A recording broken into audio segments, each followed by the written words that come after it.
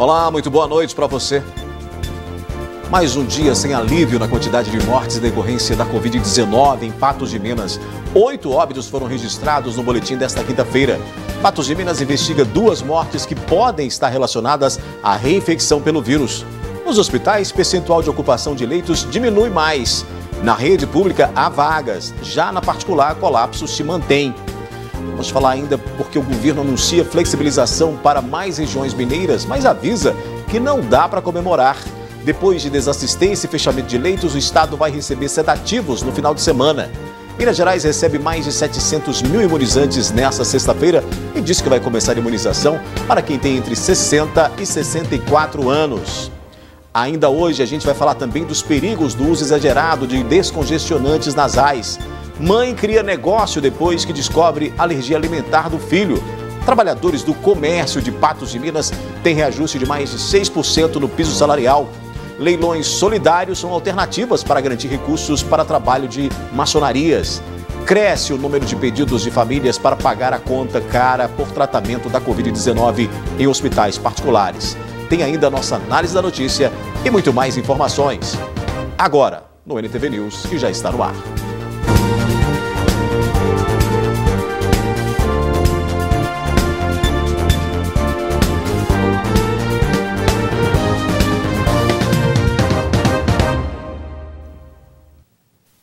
Nós vamos começar o NTV News desta quinta-feira mostrando um problema que tem crescido. O endividamento de famílias depois de buscar tratamento em hospitais particulares contra a Covid-19. E às vezes a solução tem que ser encontrada em meio ao luto. O homem da foto é João Ramos de Oliveira, de 60 anos. João ficou internado em um hospital particular da cidade por 40 dias. Por último, o paciente de Covid foi transferido para o Hospital Regional Antônio Dias. Uma luta para sobreviver que foi assistida pela família. Mesmo com muita expectativa de melhora, infelizmente João perdeu a luta para o vírus e faleceu no último sábado. Muito triste, a gente sofrendo muito de saber que ele estava lá no hospital, cada dia que passava, e era aquela angústia. Quando o telefone tocava, a família já ficava desesperada. É uma angústia, você saber que tem uma pessoa internada do jeito que ele estava e a gente não poder ajudar. Aí no sábado, era 10 e pouquinho, a gente ficou sabendo que Jesus escolheu ele, né? Maria demonstra o carinho pelo cunhado através das lembranças boas que ficaram. Para ele não tinha dia, não tinha noite, não tinha chuva nem sol, para ele ajudar os outros, sabe? Trabalhava de pintor aqui em Patos já há muitos anos. Ele era uma pessoa muito querida por todos, pros familiares, pros filhos, esposas, amigos. Às vezes pessoa que nem conhecia ele, mas sabia da fama dele de pintor, veio na rua e falava: "Oi, Joãozinho". Além do drama de perder o cunhado para a doença, Maria explica que tem outra situação que tem tirado o sono de toda a família. Uma dívida no valor de R$71 mil acumulada durante o tratamento de João. E eles não têm casa para vender, eles não têm carro, eles não têm, como diz, chácara, eles não têm nada que pode falar assim: nós vamos vender. Não, não tem. Só com a ajuda dos familiares e dos amigos. Maria explica como vai funcionar a arrecadação. Com as doações, Maria e a família de João vão realizar vários almoços beneficentes. Nós queríamos já ter marcado um para agora em abril, mas como nós ainda não ganhamos as coisas suficiente, nós marcou o primeiro para o dia 16 de maio, a partir de R$10. A gente faz entrega. Quiser ligar para encomendar as marmitas, reservar, pode ligar, né? E o que a gente está pedindo é mesmo muito mantimento, que a pessoa puder ajudar nós, porque olha, gente, 71 mil é muito dinheiro.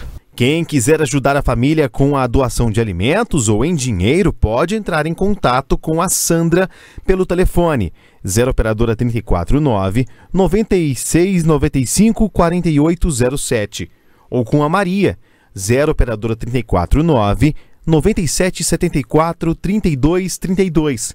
A conta para depósito é agência 0142. O número da conta é 000008640 2 dígito 6. Caixa Econômica Federal. A conta está no nome de Everton Silva Ramos de Oliveira. Eu queria estar fazendo esse pedido que eu estou fazendo hoje, mas com ele vivo, sabendo que ele está devendo, mas ele está com a gente, né? Mas infelizmente Deus levou ele e a dívida ficou. E essa dívida tem que ser paga. Conto com os amigos dele, os ex-patrão dele, que ele era muito conhecido aqui, sabe, que puder ajudar a gente, eu e a família vai ficar muito grato. Para garantir os trabalhos assistenciais das maçonarias em Patos de Minas, são realizadas diversas ações. Mas em meio à pandemia, as atividades tiveram que ser alteradas e até agora, até leilões virtuais serão realizados. Por meio da parceria entre o Sindicato dos Produtores Rurais e as lojas maçônicas de Patos de Minas, a verba dos animais leiloados será destinada para projetos assistidos pela maçonaria patense. Todo esse dinheiro vai ser arrecadado para o tratamento, ações ao combate ao Covid. Então a Associação da Ordem Maçônica entrou em parceria com o sindicato para gerir essa verba, né? Associação que é beneficente, ela vai pegar essa verba e fazer suas triagens e ver qual a necessidade da cidade, necessidade de todas as ações dentro da cidade aqui em prol do Covid. Os leilões devem acontecer de forma semanal. O leilão é semanal, nosso leilão tradicional, toda terça-feira, e nessa campanha do Covid, a gente abriu espaço dentro desse leilão tradicional para que as pessoas doassem e também os nossos colaboradores, né, estão doando o seu serviço, porque essas doações elas não têm custo algum, nem para quem doa e nem para quem compra. Quem adquire os produtos doados não paga comissão, não tem custo algum. O valor é totalmente revertido na luta contra o Covid. A população pode participar doando e também por meio de arremates. Nós temos a parceria com as lojas maçônicas que dão a destinação, que é uma instituição séria, que dá destinação aos valores arrecadados para que essas doações cheguem na mão de quem precisa. Esse é o nosso objetivo. Então é uma campanha que tem início, meio e fim. Nós temos aí com a chave Pix para doações, né, em espécie, e os animais estão sendo doados, estão sendo leiloados aqui no parque, e essa verba já guardada para situações do Covid. Já já a gente fala aqui no News dos perigos do uso exagerado de descongestionantes nasais. E mãe cria negócio depois de descobrir a alergia alimentar do filho.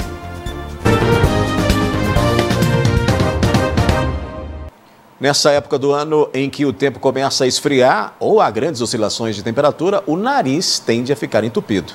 Quem tem problema respiratório que o diga, né? A solução rápida para aliviar o incômodo está no descongestionante nasal. Mas cuidado, viu? O uso excessivo traz sérios riscos à saúde. Pode destruir as mucosas e até causar problemas cardíacos, como explicou uma especialista no programa Espaço Feminino em entrevista com Ludmila Bahia.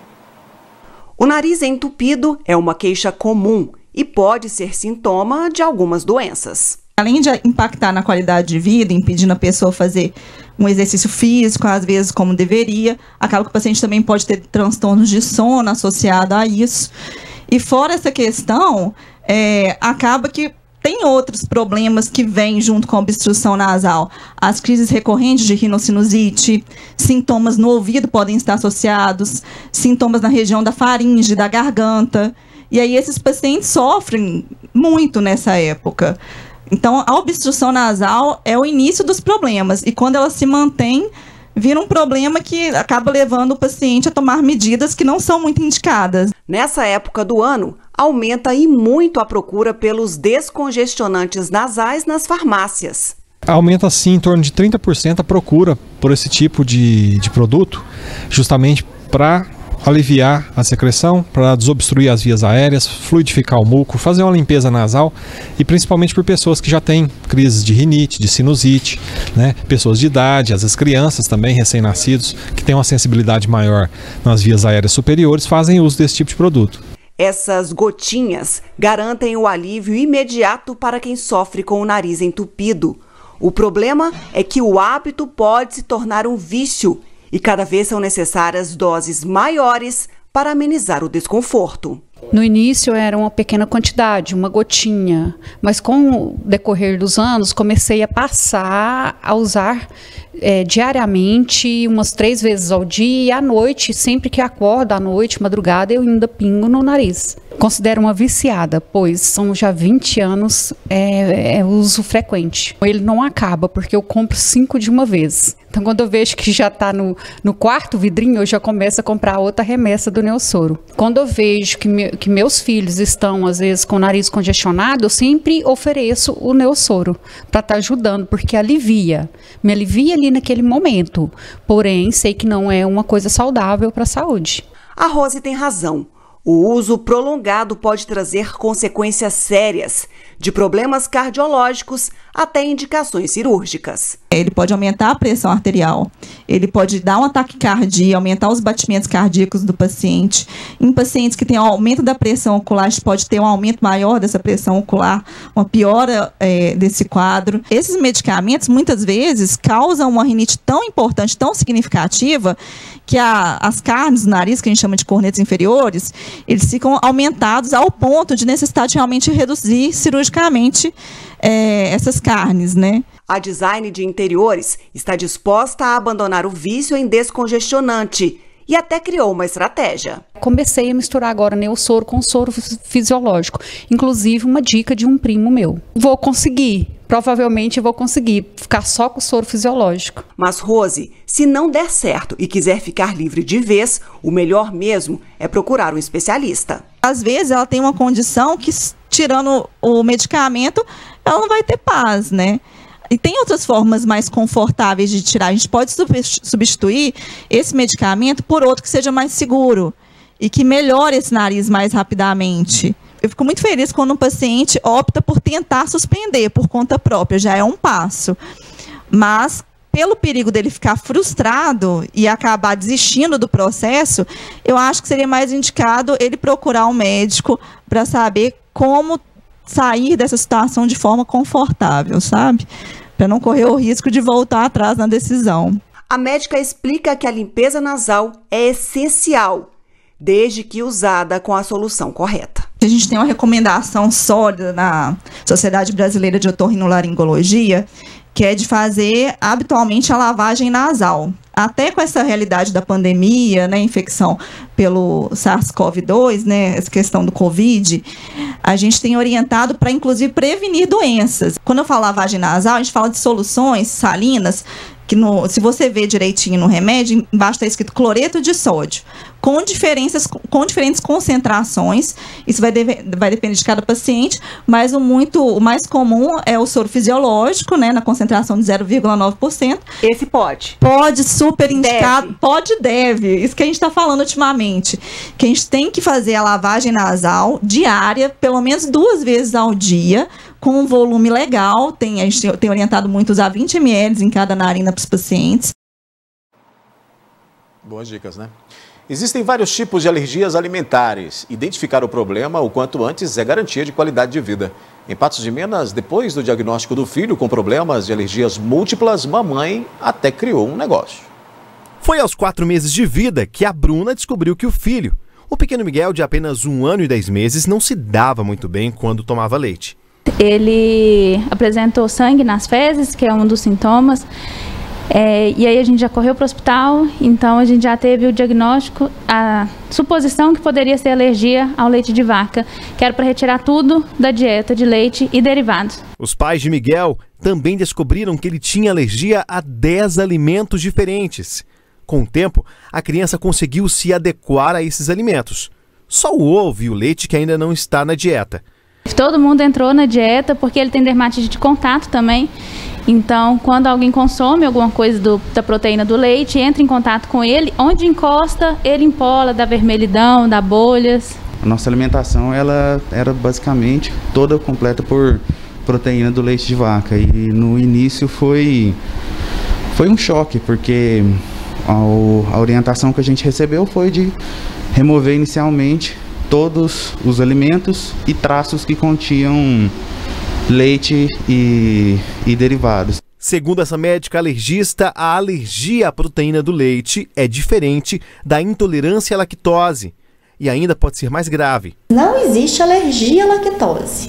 O nome da doença é intolerância.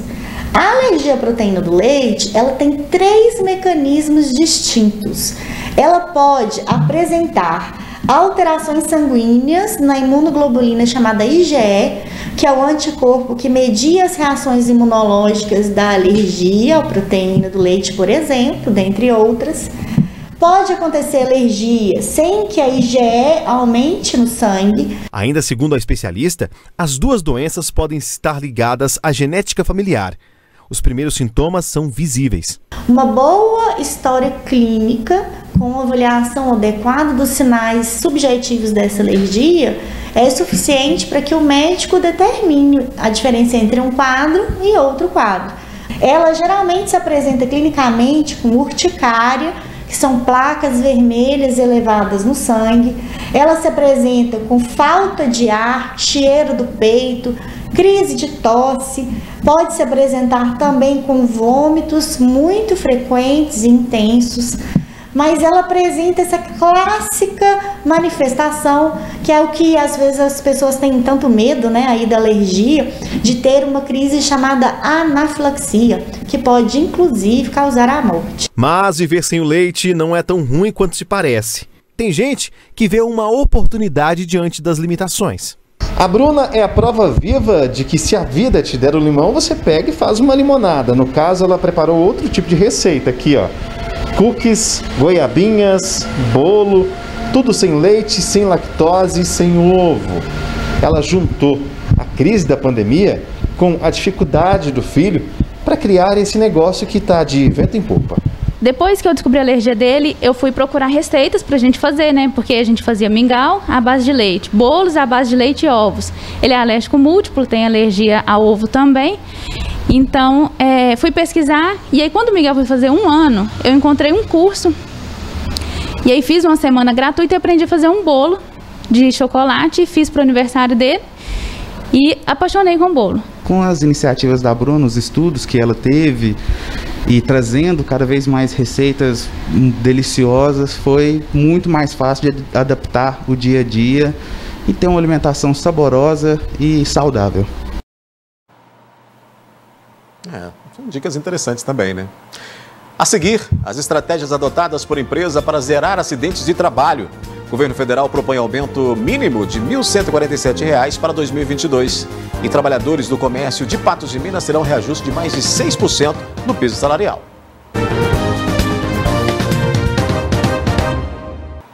Trabalhadores do comércio em Patos de Minas terão salários reajustados em 6,22%. O percentual foi definido em convenção coletiva e ainda ficou estabelecido em quais feriados o comércio poderá abrir no município. O Sindicato dos Empregados no Comércio de Patos de Minas e região assinou a convenção coletiva, que prevê aumento do piso salarial mínimo para a classe. A convenção entra em vigência dia 1º de março de 2021 e vai até 28 de fevereiro de 2022. Nós iniciamos as nossas negociações lá no mês de janeiro, uma vez que a nossa Assembleia Geral para discussão da negociação da Convenção Coletiva de Trabalho foi realizada no dia 14 de janeiro de 2021. Logo após, nós encaminhamos a proposta de negociação para o sindicato patronal e de lá para cá, apesar das grandes dificuldades que nós sempre tivemos durante todos os anos para a negociação coletiva de trabalho, ainda mais agora infelizmente com a pandemia, as dificuldades foram muito maiores. O aumento foi de 6,22%, maior que o aumento do salário de 5,5%. O piso mínimo da categoria foi fixado em R$ 1.171,54. Nós e o sindicato patronal procuramos imprimir uma maior celeridade nas negociações e chegamos a um consenso de negociação de 6,22. Quero que os trabalhadores do comércio atacadista e varejista saibam reconhecer que 6,22 está acima de 5,45 que foi negociado no salário mínimo. Devido às paralisações com o fechamento do comércio por causa do agravamento da pandemia, apenas os feriados do dia 15 de agosto, 25 de dezembro e 1º de janeiro serão obrigatórios para os lojistas. Está possibilitando as empresas de abrirem em quase todos os feriados, a não ser no dia 15 de agosto, que se dará no domingo, 25 de dezembro e 1º de janeiro. Né? Então, dessa forma, estará possibilitando as empresas também a funcionarem em qualquer outro tipo de feriado que houver durante esse ano, aí, até o final da vigência da nossa convenção, que é até 28 de fevereiro de 2022. Mesmo acreditando que o momento não seja oportuno, o Sindicato dos Comerciantes concordou com a proposta. Num momento muito difícil, né, para o comércio de Patos e do país inteiro, naquele momento a gente já estava até numa situação das empresas estarem impossibilitadas de funcionar, né? Então a gente entendia inclusive que era muito difícil a gente falar qualquer tipo de reajuste, haja visto que as empresas nem ao menos poderiam estar abrindo as portas. Né, mas depois de várias conversas, né, com o César, que é o presidente do Sindec, nós chegamos num ponto comum. Para os trabalhadores do comércio, isso é uma conquista, tendo em vista a luta pelos direitos trabalhistas, mesmo com a falta de apoio e divergências. A gente sempre lutou pelos direitos dos trabalhadores, mas não só isso, né? Nós corremos atrás de novas conquistas para os trabalhadores. Em um cenário incerto, onde muitos comerciantes fecharam as portas e empregos foram perdidos, os sindicatos têm se unido para conseguir manter funcionários ativos no comércio durante a pandemia. Realidade muito difícil que nós estamos vivendo desde o ano passado, né? O ano passado nós tivemos 60 dias com o comércio fechado, esse ano nós já ficamos 40 dias já, né, fechados também. Então isso inviabilizou infelizmente várias empresas, né, que a gente está percebendo aí, várias portas fechadas do comércio, impactou negativamente em outras tantas aí na questão do fluxo de caixa. Então era um momento muito difícil de fazer, inclusive de se conversar em qualquer tipo de recomposição salarial, de reajuste salarial. Mas também a gente tem que entender que o trabalhador precisa de um pouco de recomposição desse poder aquisitivo, né? E chegamos a esse consenso aí de repassar, né, o índice da inflação que aconteceu acumulada nos 12 meses que findaram no dia 28 de fevereiro desse ano. O projeto de lei de diretrizes orçamentárias do ano que vem, enviado ao Congresso pelo Ministério da Economia, prevê um aumento de R$ 47,00 no valor do salário mínimo para 2022. O aumento proposto é de 4,27% e o mínimo passaria então para R$ 1.147. O valor indica que o governo pretende apenas repor a perda da inflação do período e ainda pode sofrer alteração. Prevenção de acidentes no ambiente de trabalho deve ser uma preocupação de todas as empresas, né? O programa Acidente Zero da Copasa é seguido à risca e tem surtido efeito. Coordenado pela Unidade de Serviço de Saúde e Segurança do Trabalho da Copasa, o programa Acidente Zero foi criado no primeiro semestre de 2020 para assegurar a integridade física e psíquica dos empregados da companhia, além de ter como meta um total de 0 acidentes. Para isso, os projetos e ações do programa foram estruturados levando em consideração 4 pilares: compromisso dos gestores, envolvimento dos empregados, comunicação e implantação de práticas de segurança que estimulem a mudança de hábitos. O diálogo de segurança do trabalho é uma reunião diária de mais ou menos 15 minutos, realizada no local de trabalho. A caminhada do gestor é uma inspeção realizada pelo gestor da unidade para o cumprimento das normas de segurança do trabalho. Segurança na estrada e operação saturação é onde a unidade de serviços de saúde e segurança do trabalho verifica na unidade de negócio qual a gerência que está tendo mais acidente e procura ir nessa gerência para disseminar as práticas de segurança com treinamentos, com palestra, para evitar acidentes. E o paradão de segurança é onde tem um acidente com óbito na empresa, que no dia seguinte todos os empregados param para refletir sobre o acidente e adotar medidas para evitar esse tipo de acidente na empresa. Além disso, o programa contribui também para o respeito e a valorização da vida, mudança dos hábitos entre os empregados e ainda para a conscientização de todos sobre a importância da segurança e prevenção de acidentes no dia a dia e acidentes ocupacionais no ambiente de trabalho. E a repercussão entre eles foi bastante positiva. Depois da implantação desse programa, o que está sendo muito positivo devido à mudança de cultura nos próprios empregados e no número de acidentes que tem caído bastante. São mais de 11 mil empregados efetivos que atuam na Copasa em todo o estado.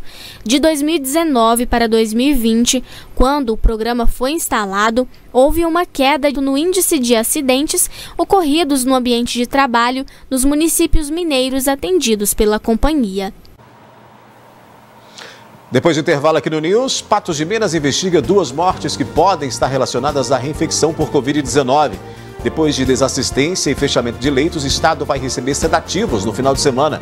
E o governo anuncia flexibilização para mais regiões mineiras, mas avisa que não dá para comemorar.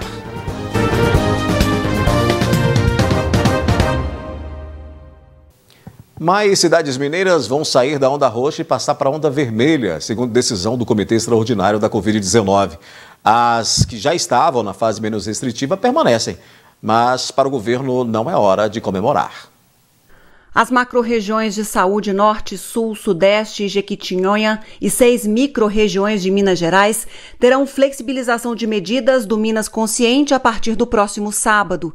Assim, 70% do estado ficará na onda vermelha. Na última semana, Minas Gerais registrou aumento de 4% no número de casos de Covid e quase 7% no de óbitos. Por isso, não dá para comemorar. Essas regiões que estão migrando para a onda vermelha, eu quero deixar muito claro, não deveriam comemorar. Deveriam estar pensando em como adotar medidas para que elas não precisem retornar para a onda roxa. Estamos longe de termos conforto. Isso tem de ficar muito claro. Nós ainda temos um sistema hospitalar que opera com uma carga pesada. Os profissionais de saúde estão cansados, que as vagas são poucas. Então nós temos de lembrar que nós precisamos continuar tomando todos os cuidados. Na onda vermelha, todas as atividades estão permitidas, mas devem ser obedecidas às regras sanitárias de limitação de pessoas e distanciamento. Para que os números melhorem mais, além dos cuidados necessários, é preciso ampliar o número de vacinados. Nesta sexta-feira, Minas Gerais deve receber mais 600 mil imunizantes. 430 mil serão direcionados para a aplicação da primeira dose. O quantitativo vai permitir que 100% de quem tem mais de 65 anos e trabalhadores de saúde sejam vacinados e mais 6% de servidores das forças de segurança pública. Sobre a demora de às vezes até 4 dias na entrega das doses aos municípios, o secretário de Saúde explica que é por conta de acondicionamento. E isso acontece com a segunda dose. Em relação a quando é a primeira dose, como vai chegar agora mais de 400 mil primeiras doses de vacinas, a Secretaria está distribuindo de forma imediata, no dia seguinte. Quando é segunda dose, como tem muita segunda dose nos municípios, a gente é um pouco conservador com medo de perder a vacina, porque o final de semana a gente leva para a regional e a gente está vendo que o município não busca porque ele ainda tem a segunda dose nas suas geladeiras. Para não correr o risco de perder a vacina, a rede de frios aqui é uma estrutura mais moderna, tem gerador, a gente garante a segurança da dose. A situação ainda é crítica para medicamentos do kit intubação. O desabastecimento provocou o fechamento de leitos, mas o governo disse que vai receber sedativos da União e também comprou insumos que serão entregues nos próximos dias. A situação de insumos continua difícil. Iremos receber uma grande remessa nesse final da semana de medicamentos vindo de Xangai. O Ministério da Saúde fez essa compra, será entregue hoje à noite em Guarulhos, será distribuído. Mas temos também as compras unilaterais do Estado sendo consolidadas como entrega até o final da semana E semana que vem, mais de 150 mil ampolas de sedativos de uma grande empresa brasileira. Hoje sim, é o maior problema na manutenção de leitos. Há alguns leitos que já foram fechados por falta de medicamento. Então, diante disso, nosso cenário muda bastante de uma semana para cá. Esse é o nosso primeiro assunto, ou essa matéria tem vários assuntos para a gente debater aqui nessa análise da notícia, nesse primeiro bloco, com a jornalista Ludmila Bahia, que está comigo e divide tela para a gente falar dessas situações. Ludmila, primeiro, boa noite. Material que você produziu aí, inclusive, nós temos aí situações, né? Nós temos aí a questão do avanço dessas regiões, do posicionamento do governo de dizer que não é para comemorar, e a gente já falava disso aqui, que essa melhora não pode ser comemorada, porque aí tem situações e situações, e também dessa condição de chegada de imunizantes, entre outros destaques aí dessa sua primeira reportagem de hoje. Boa noite. Boa noite, Odair. Boa noite para todos que acompanham o NTV News.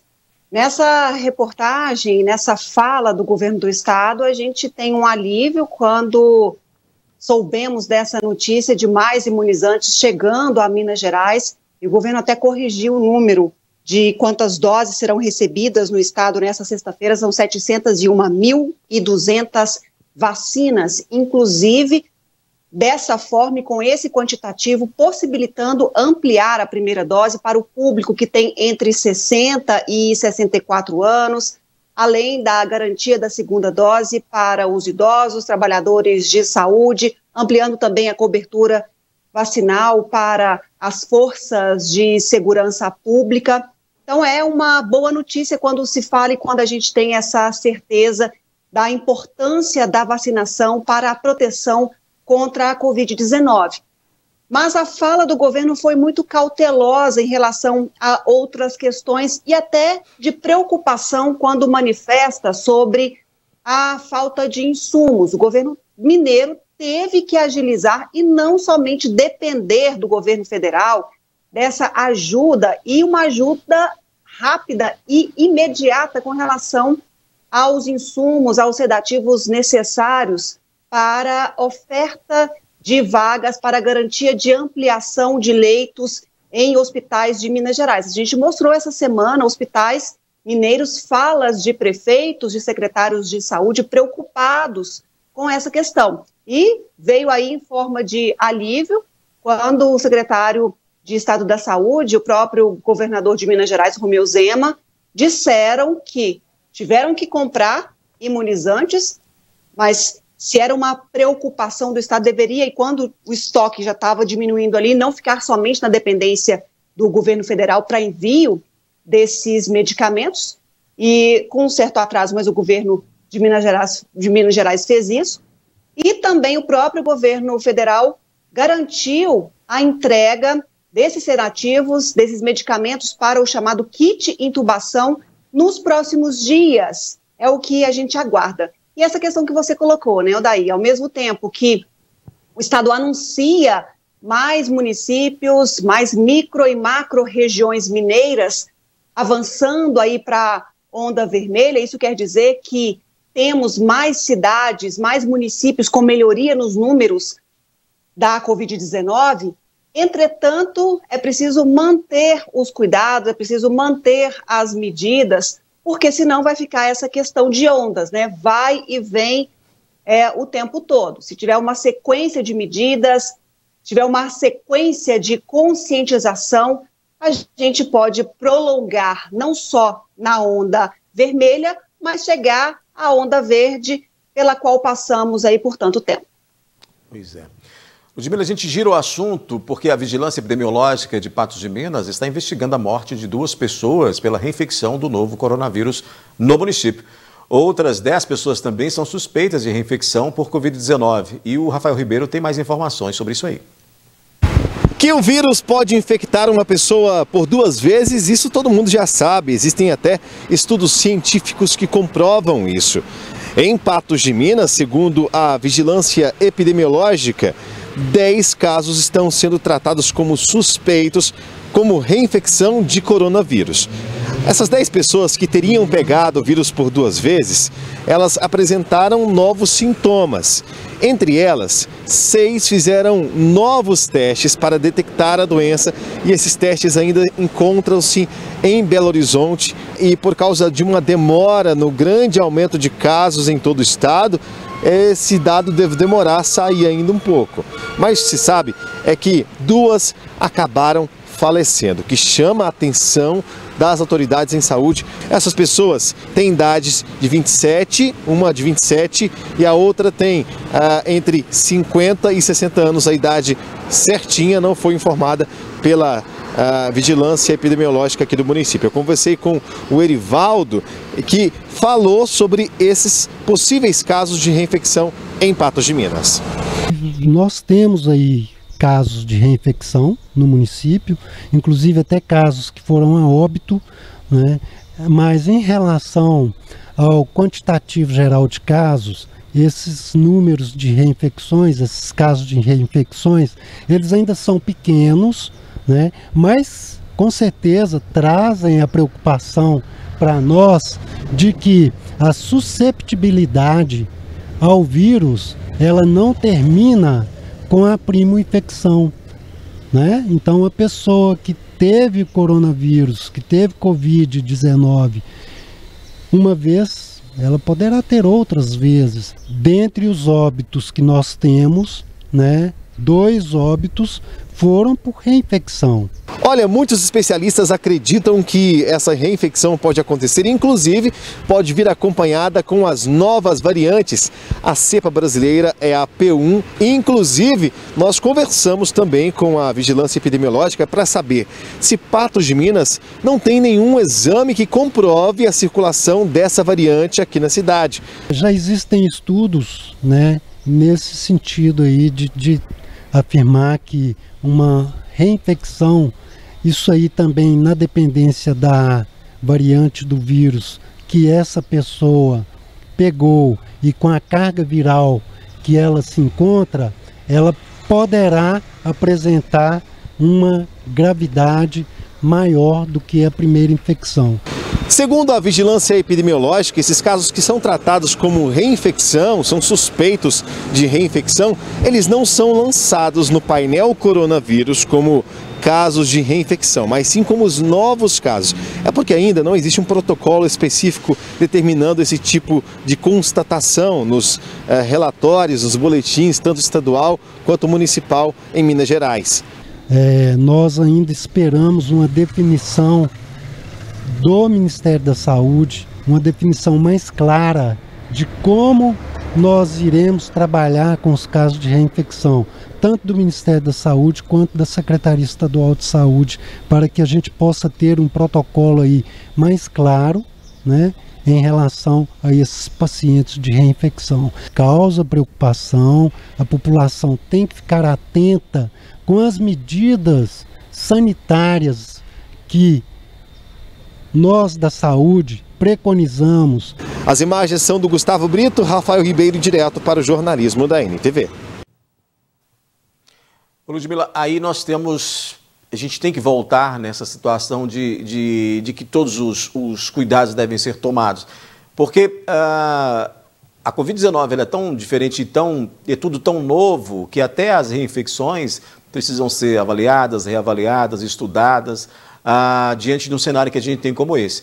E reforça cada vez mais essa situação de que mesmo aquele que tenha tido a doença precisa se cuidar. Se ele que já teve, tem uma certa imunização, né, natural, tem que se cuidar, imagina quem não passou por isso e está aí, de repente, se descuidando no dia a dia de todas essas medidas que a gente tem que tomar. Agora, essa investigação, a investigação de todos esses casos, ela precisa ser acelerada, né? Ela precisa ser mais urgente para que a gente possa tomar pé de tudo isso.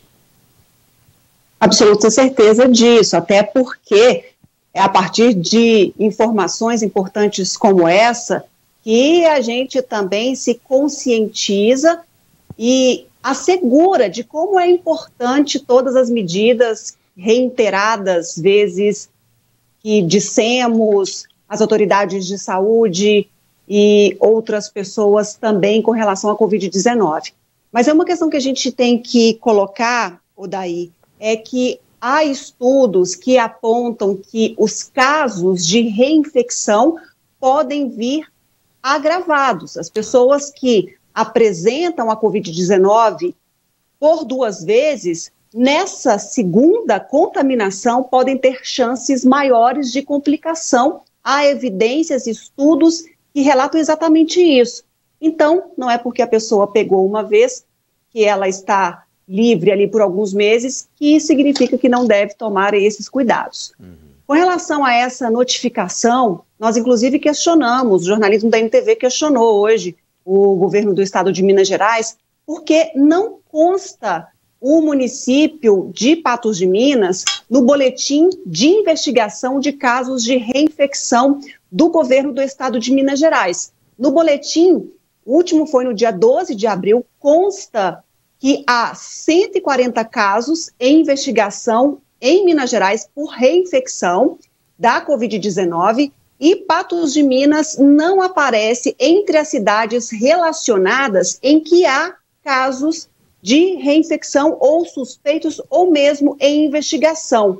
Quiçá esses 2 óbitos aí em que a prefeitura, em que a vigilância epidemiológica aponta como suspeitos com grandes chances de serem consequência dessa reinfecção pela Covid-19. Até agora a gente não teve uma resposta do governo do estado de Minas Gerais onde que há esse equívoco ou não, para que não seja relacionada a cidade entre os municípios em investigação com esses casos de reinfecção. A gente aguarda para entender, até mesmo porque o governo diz que é preciso ter essa transparência. Hoje o governador do estado de Minas Gerais, Romeu Zema, enfatizou isso várias vezes durante a coletiva de imprensa, essa importância de ter esse diálogo aberto com a população, ainda mais nesse momento tão complicado.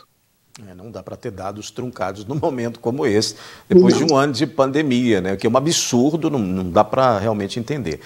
Vamos fazer uma parada rápida aqui, Ludmila. Depois do intervalo, mais um dia sem alívio na quantidade de mortes em decorrência da Covid em Patos de Minas. A gente vai falar disso. 8 óbitos foram registrados no boletim desta quinta-feira. E mais, nos hospitais, o percentual de ocupação de leitos diminuiu mais. Na rede pública, há vagas. Já na particular, o colapso se mantém. A gente fala ainda dos tipos de dores de cabeça que indicam riscos para a saúde. Já, já. Estamos de volta com a análise da notícia aqui no NTV News. A gente agora fala dos casos de Covid no comparativo dos boletins. Ludmila Bahia continua comigo aqui. A gente volta a dividir tela para falar desses números de hoje, né, Ludmila? Comparando aí entre ontem e hoje toda essa situação que a gente tem diariamente acompanhado aqui em Patos de Minas. O Vinícius vai colocar aí na tela os 2 boletins. Portanto, nós temos aí alteração no número de óbitos, temos aí alteração no número de casos registrados também. Daí, a gente tem um boletim aí que confirma esse platô que vive o município de Patos de Minas com relação a novos casos, a internações. A gente praticamente mantém inalterada essa semana a quantidade de pessoas internadas em leitos clínicos e de UTI no município. A gente tem ali um crescimento com relação a pessoas se recuperando em casa, mas um número ainda que não representa ou indica que há uma aceleração. Se a gente observa ali a média de casos novos, também está muito próxima com relação ao número de ontem, mas é um número que não dá trégua. A gente comentou no NTV News de ontem, e esse é, de fato, o mais preocupante de todos, que é com relação aos novos óbitos da Covid-19 confirmados em boletins epidemiológicos. Desde janeiro, a gente não tem esse alívio aí, essa trégua, esse respiro nesse dado. Nesse boletim da quinta-feira, mais 8 óbitos confirmados. São pessoas que morreram entre 4 e 12 de abril, são 2 mulheres e 6 homens, entre 51 e 86 anos. Em relação aos novos casos, tivemos 50 infectados em Patos de Minas confirmados nesse boletim epidemiológico. Ou seja, aponta aí para essa preocupação evidente. Temos aí um indicativo de manutenção com relação a novos infectados, temos um platô, mas as mortes, a quantidade de mortes, infelizmente, é uma grande preocupação a cada boletim epidemiológico. Nos aproximamos aí das 400 mortes em Patos de Minas. É uma estatística muito triste que a gente vem acompanhando dia a dia. Vamos olhar também a ocupação de leitos na nossa rede hospitalar, Ludmila, até porque a gente aí temos um respiro no público, né? Na Covid público aí, nos atendimentos para esses leitos aí. E aí quando a gente fala dessas vagas de leitos, a gente está falando do hospital regional e do hospital de campanha, né? Mas na rede particular a situação não tem, assim, dado aquele alívio que a gente esperava. Vale lembrar que o hospital de campanha ativou 10 leitos de UTI essa semana, conforme disse ao jornalismo da NTV a secretária de saúde do município, a Ana Carolina. Então, esse percentual de queda aí também é por conta do próprio alívio gerado pelo sistema com a oferta de mais leitos. Se a gente tem mais leitos e se mantém ali aquele percentual de ocupação, obviamente a gente vai ter uma redução nesse total de leitos ocupados. Então, por isso, a gente tem esse alívio aí, ou essa manutenção nos números, no percentual de ocupação de leitos de UTI para a Covid, pelo menos para o hospital de campanha, pois a gente sabe que no hospital regional continuam os mesmos números desde o início da pandemia com a oferta de leitos. Mas se a gente olha os números gerais de ocupação, Odair, há um certo desafogamento aí da desassistência para os pacientes com Covid-19, principalmente nos hospitais particulares, que chegaram ali em algum momento na casa dos 300% de ocupação e hoje se aproxima de uma certa normalidade com ocupação total. Mas esse percentual ainda é alto e demanda ajustes, demanda mais leitos, demanda mais cuidados com relação à Covid-19.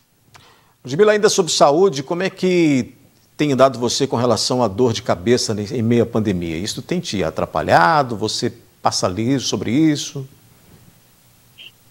Odair, eu tenho que ficar muito atenta, porque eu sou uma enxaquecosa, como dizem alguns médicos aí. Eu sou daquelas que conheço quando eu vou ter uma crise de enxaqueca, mas as dores de cabeça comuns não são muito frequentes, não. Mas essa é uma questão que todo mundo tem que ficar atento, não é? É porque a dor de cabeça, né, Ludmila, ela tem causas diversas e pode ser apenas um incômodo ou até, olha, sinal de algo muito grave. Também é sintoma comum da Covid. Olha a situação. Por isso é importante identificar qual o tipo e a causa, além de procurar ajuda médica para aí, então, a gente poder fazer o tratamento correto. Quem aí já sentiu dor de cabeça? O problema é comum. Pelo menos 70% da população tem, segundo a Sociedade Brasileira de Cefaleia. Existem mais de 200 tipos. Na maioria dos casos, não representa risco, mas também pode ser sinal de algo grave. As dores de cabeça, elas podem ser divididas em dor de cabeça ou cefaleia, elas podem ser divididas em cefaleias primárias ou cefaleias secundárias. As cefaleias primárias são as dores que não têm causas específicas, né? As duas mais comuns que a gente tem são a cefaleia tensional e a enxaqueca. As cefaleias secundárias são dores de cabeça por conta de um problema de saúde, né? Por exemplo, desde problemas graves até um tumor cerebral, uma trombose venosa cerebral. Foi o que aconteceu com José Eustáquio. No ano passado, foi diagnosticado com microtrombose cerebral, um tipo de AVC. Ao sentir a dor de cabeça forte, logo procurou auxílio médico. O brasileiro, ele tem a mania de se automedicar. E isso é muito perigoso, porque a dor de cabeça ela pode ser causada por uma pressão alta, que pode vir a provocar um AVC, que antigamente se falava derrame, né? Que hoje é um AVC, ou até mesmo um infarto. Então, o conselho que a gente dá às pessoas é que procure sempre o médico. Procure o médico para que ele possa então aí medicar de acordo com as prescrições estabelecidas. Os fatores que podem desencadear a dor de cabeça são diversos.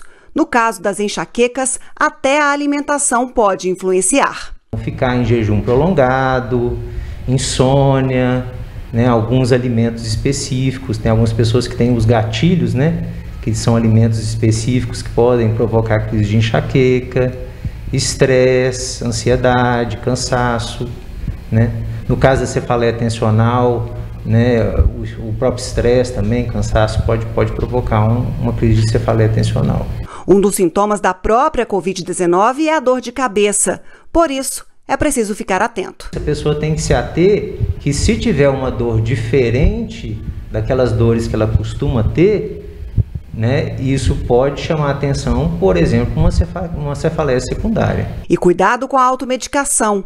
O uso em excesso pode provocar dor de cabeça também. Existe a chamada cefaleia por uso abusivo de analgésico, né? Que a pessoa usa analgésicos em excesso e começa a desenvolver uma dor de cabeça por esse excesso. Ludmila, e em meio a uma pandemia, a gente falar de dor de cabeça relacionada aí a estresse, a cansaço, a ansiedade, né? Acho que aí todo mundo acaba se enquadrando nessa situação, mas o risco é justamente esse não diagnóstico e se transformar em algo mais perigoso, né? É o que o médico alerta, é preciso saber o tipo que a pessoa tem, buscar o tratamento e saiu da normalidade, procure imediatamente o médico, que pode ser sinal de algo grave. A gente vive aí essa questão da dor de cabeça constante, né, no sentido não literal do problema, mas preocupados com toda essa questão que vivemos, mas a gente espera que passe o quanto antes e que a gente se restabeleça, mesmo em meio a tudo isso que a gente passe. É verdade. Ludmila, com essa a gente encerra então a nossa análise de hoje, agradecendo novamente sua participação e amanhã a gente se encontra aqui, viu? Amanhã a gente se encontra para dialogar mais informações, mais conteúdos para todos que acompanham o NTV News. Obrigada pela audiência, pela companhia, saúde, cuidem-se. Beijo, tchau, tchau. Outras notícias você acessa, né? Já sabe, o portal patujá.com.br. Amanhã então a gente se encontra novamente aqui às 19 horas em uma nova edição do NTV News. Até lá e uma ótima noite a todos.